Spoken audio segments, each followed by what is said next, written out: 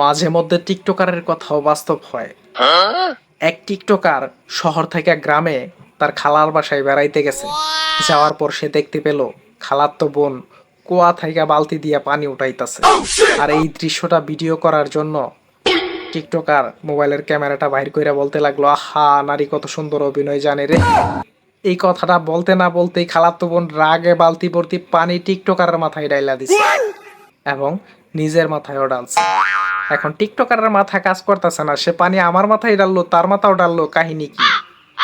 পানি ডালার পর খালাতো বোন হাউমাউ করে কাঁদতে শুরু করলো এবং বাড়ির সমস্ত মানুষ জড়ো হইলো। কি হয়েছে কি হয়েছে?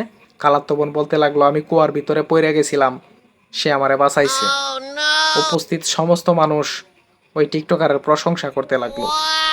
মানুষজন যাওয়ার পর খালাতো বোন খালাতো ভাইয়ের কাছে গিয়ে বলতে লাগলো, দেখছস, অভিনয়ের জন্য আমরাই সেরা। ভিডিও কর।